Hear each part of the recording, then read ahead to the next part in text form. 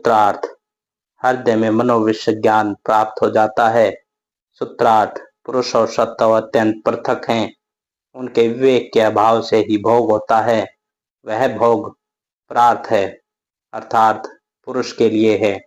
सत्व की एक दूसरी अवस्था का नाम है स्वार्थ। उसमें संयम करने से पुरुष का ज्ञान होता है। व्याख्या पुरुष और बुद्धि वास्तव में सर्वथा भिन्न है। ऐसा होने पर भी पुरुष बुद्धि में प्रतिबिंब होकर उसके साथ अपने को अभिन्न समझता है और उसी से अपने को सुखी या दुखी अनुभव करता है। बुद्धि की इस अवस्था को प्रार्थ कहते हैं क्योंकि उसके सारे भोग अपने लिए नहीं वरन मनुष्य के लिए होते हैं। इसके सिवा बुद्धि की एक और अवस्था है, उसका नाम है स्वार्थ।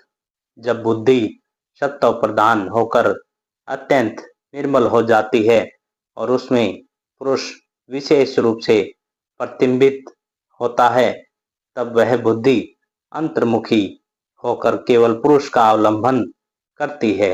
इस स्वार्थ में संयम करने से पुरुष का ज्ञान होता है। केवल पुरुष का अवलंबन करने वाली बुद्धि में संयम करने को कहने का तात्पर्य यह है कि शुद्ध पुरुष ज्ञात होने के कारण सभी ज्ञान का विषय नहीं बन सकता। सूत्रार्थ उसमें प्राथिभ ज्ञान और श्रवण, स्पर्श, दर्शन, स्वाद एवं वार्ता ये प्रकट होती हैं। ये समाधि में उपसर्ग हैं पर व्युत्थान में सिद्धि स्वरूप हैं। योगी जानते हैं कि संसार के सभी भोग पुरुष और मन के संयोग द्वारा होते हैं। यदि वे इस सत्य में कि आत्मा और प्रकृति एक दूसरे से पृथक वस्तु है चित्त का संयम कर सके तो उन्हें पुरुष का ज्ञान प्राप्त हो जाता है। उससे विवेक ज्ञान उदित होता है। जब वे इस विवेक को प्राप्त कर लेते हैं तब उन्हें प्रातिभ ज्ञान अर्थात अत्यंत उच्च कोटि का दिव्य आलोक ज्ञान प्राप्त होता है। पर ये सब सिद्धियां उस उच्चतम लक्ष्य अर्थात उस पवित्र स्वरूप आत्मा के ज्ञान और मुक्ति की प्रतिबंधक स्वरूप है। ये सब तो मानव रास्ते में प्राप्त होने वाली चीजें भर हैं। यदि योगी इन सिद्धियों का परित्याग कर दे तभी वे उस उच्चतम ज्ञान को प्राप्त कर सकते हैं।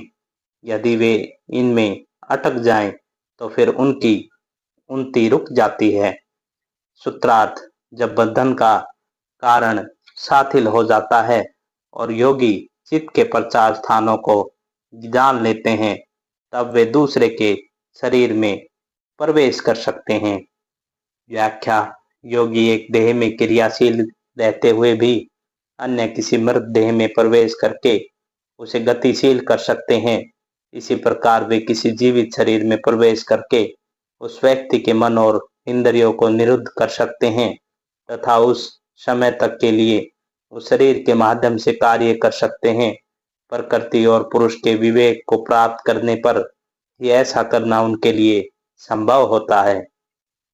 यदि वे दूसरे के शरीर में प्रवेश करने की इच्छा करें तो उस शरीर में संयम का प्रयोग करने से ही वह सिद्ध हो जाएगा, क्योंकि उनके मतानुसार उनकी आत्म ही सर्वव्यापी नहीं है वरन उनका मन भी सर्वव्यापी है। उनका मन उस सर्वव्यापी मन का एक अंश मात्र है, पर अभी उस शरीर के स्नायुओं के माध्यम से ही काम कर सकता है। किंतु जब योगी इन स्नायविक प्रभावों से अपने को मुक्त कर लेते हैं तब वे दूसरे शरीर के द्वारा भी काम कर सकते हैं। सूत्रार्थ उदान नामक स्नायविक शक्ति प्रवाह पर जय प्राप्त कर लेने से योगी के शरीर के पानी या कीचड़ का संयोग नहीं होता। वे कांटों पर चल सकते हैं और इच्छा मृत्यु होते हैं। व्याख्या उदान नामक जो स्नायविक शक्ति प्रवाह फेफड़े और शरीर के सारे ऊपरी भाग को चलाता है उस पर जब योगी जय प्राप्त कर लेते हैं तब वे अत्यंत हल्के हो जाते हैं। ये फिर जल में नहीं डूबते। कांटों पर या तलवार की धार पर वे अनायास चल सकते हैं, आग में खड़े रह सकते हैं और इच्छा मात्र से ही इस शरीर को छोड़ दे सकते हैं। समान स्नायविक शक्ति प्रवाह को जीत लेने से दीप्तिमान हो जाता है। व्याख्या, ये जब कभी इच्छा करते हैं तभी उनके शरीर से ज्योति बाहर निकल आती है। कान और आकाश का जो परस्पर संबंध है उसमें संयम करने से दिव्यकरण प्राप्त होता है। आकाश तत्व और उसका अनुभव करने का यंत्र स्वरूप कान, इनमें संयम करने से योगी दिव्यकर्ण प्राप्त करते हैं जिससे वे सब कुछ सुन सकते हैं।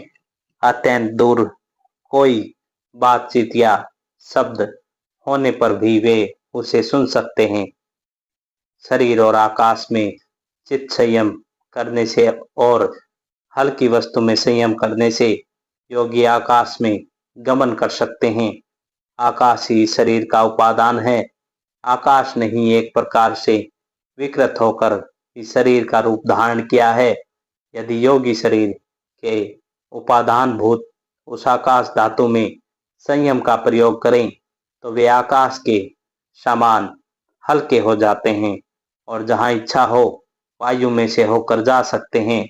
ऐसा ही दूसरी बातों के संबंध में भी है। सूत्रार्थ, शरीर के बाहर मन की जो यथार्थ वृत्ति या धारणा है उसका नाम ही महाविधेय। उसमें संयम का प्रयोग करने से प्रकाश का जो आवरण है वह नष्ट हो जाता है। व्याख्या, अज्ञानवश मन सोचता है कि वह इस ध्येय में से कार्य कर रहा है।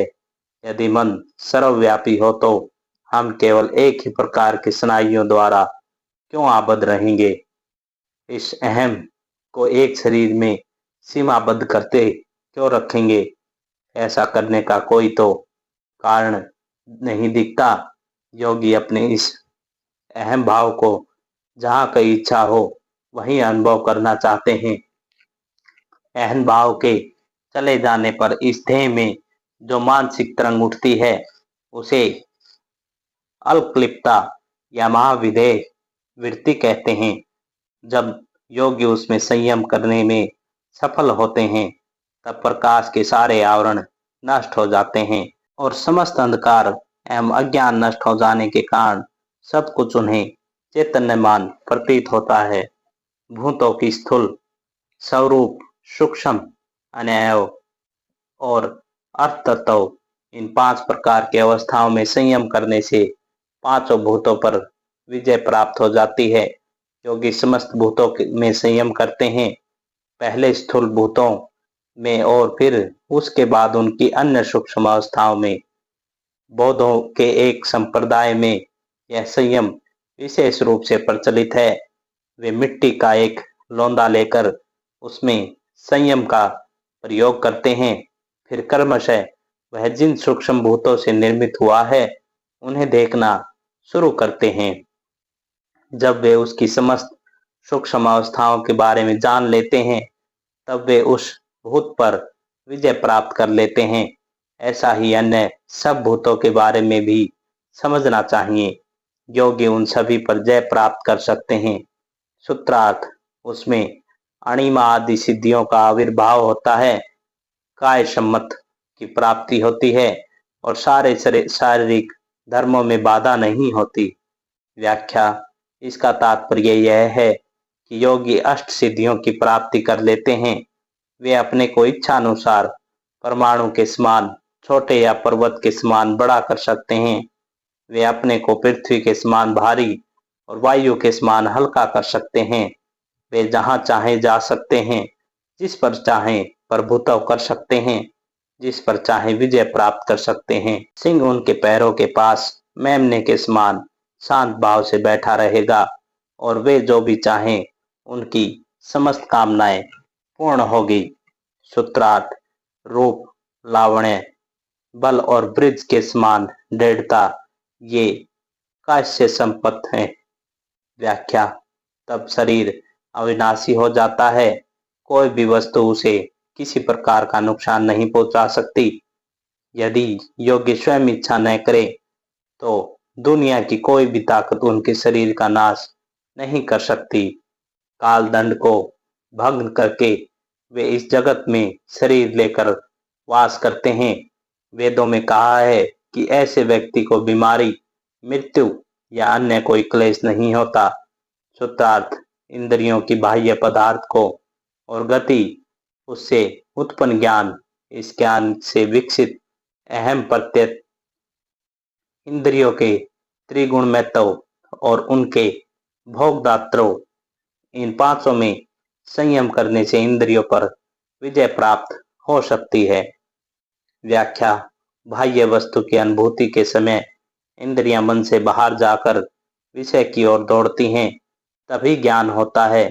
इस कार्य में अस्मिता भी सर्वदा साथ रहती है। जब योगी उनमें तथा अन्य दोनों में भी कर्म संयम का प्रयोग करते हैं, तब वे इंद्रियों पर जय प्राप्त कर लेते हैं। जो कोई वस्तु तुम देखते या अनुभव करते हो, जैसे एक पुस्तक, उसे लेकर उसमें संयम का प्रयोग करो। उसके बाद पुस्तक के रूप में जो ज्ञान है, उसमें फिर जिस अहम भाव के द्वारा उस पुस्तक का दर्शन होता है, उसमें संयम करो। इस अभ्यास से समस्त इंद्रियां विजित हो जाती हैं।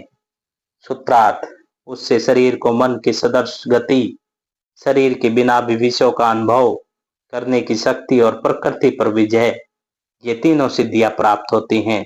व्याख्या, जैसे भूत जय से काय संपत्ति की प्राप्ति होती है, वैसे ही इंद्रिय जय से उपयुक्त सिद्धियां प्राप्त होती हैं।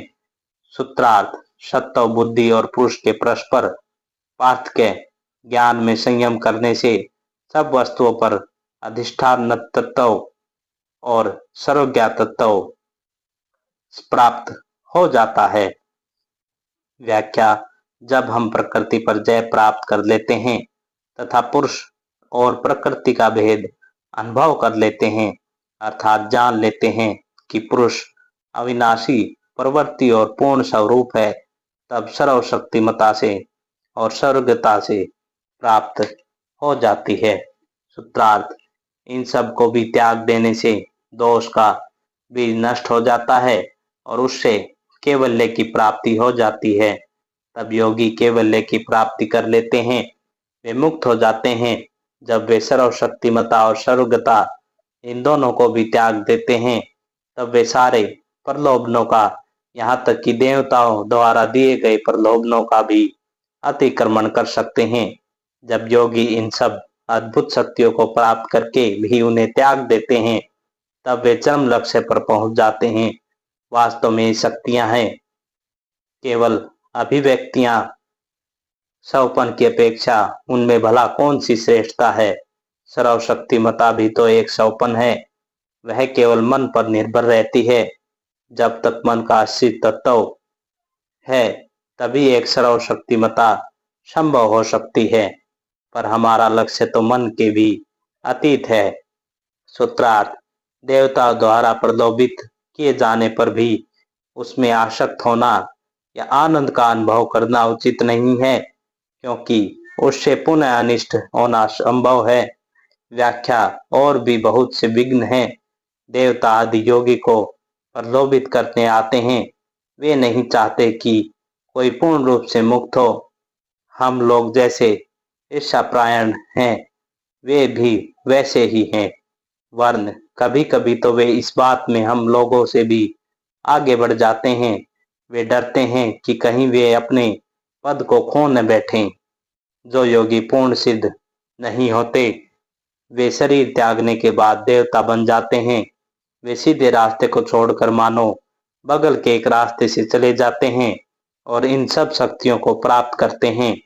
उनको फिर से जन्म लेना पड़ता है, पर जो इतने शक्ति संपन्न है कि इन प्रलोभनों का उन पर कोई प्रभाव नहीं पड़ता, वे सीधे उस लक्ष्य स्थल पर पहुंच जाते हैं और मुक्त हो जाते हैं।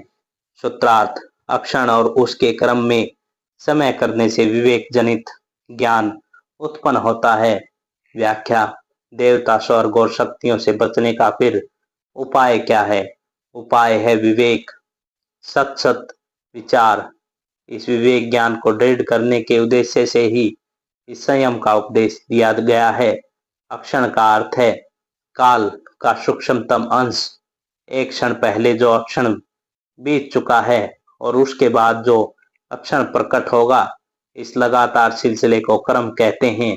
अतः उपयुक्त विवेक जनित ज्ञान को दृढ़ करने के लिए अक्षण और उसके क्रम में संयम करना होगा। सूत्रार्थ, जाति लक्षण और देश भेद से जिन वस्तुओं का भेद न किया जा सकने के कारण जो तुल्य प्रतीत होती है, उनको भी इस उपयुक्त संयम द्वारा अलग करके जाना जाता है। व्याख्या, हम जो दुख भोगते हैं वह अज्ञान से सत्य और असत्य के अविवेक से उत्पन्न होता है।